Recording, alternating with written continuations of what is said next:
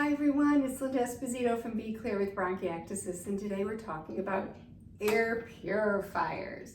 So let me be honest, I really wasn't a big fan for many years. It wasn't something I really wanted to have in my apartment. I've mentioned many times we live in a one-bedroom New York City apartment, and interior real estate, as I call it, is tight. And the last thing I wanted to do was bring in an air purifier or two purifiers. So that wasn't really something on my radar, though a lot of people were using them, and I certainly was aware of that. I had done some research, but I just thought it wasn't for me yet. And the way I was thinking was, well, we leave our windows open. If we were really concerned about the air quality and the dust, which can carry bacteria, then we'd keep the windows closed, but I didn't want to do that. I like having the windows open, and yes, it is New York City and it can be very dusty.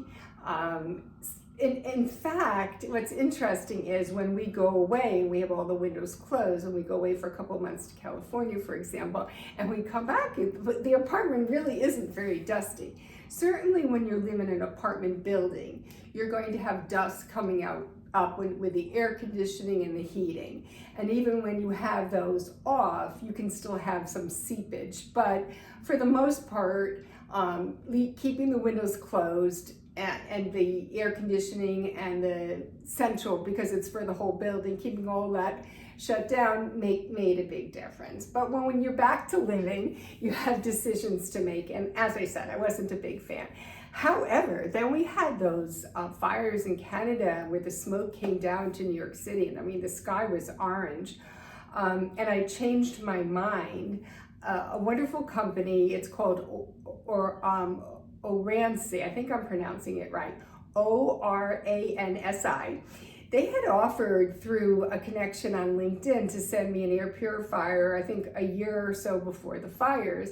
And as I said, I didn't really want to have these things in my space, and I thanked them. It was very kind of them, but said I wasn't interested. But once the fires happened, I'm like, oh my gosh, I want an air purifier.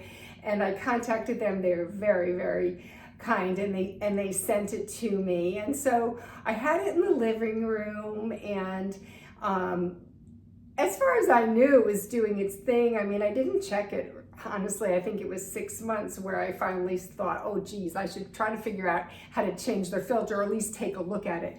And oh my gosh, I opened it and the filter was filthy. I sent them pictures. I mean, I became a believer. I don't know where all that dust came from, but it was there. And I actually then got another one as a gift for my bedroom. It has a smaller profile.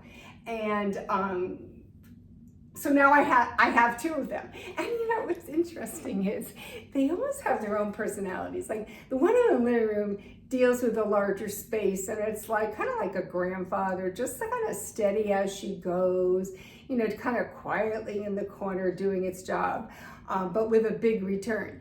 And this one is like a nervous Nelly.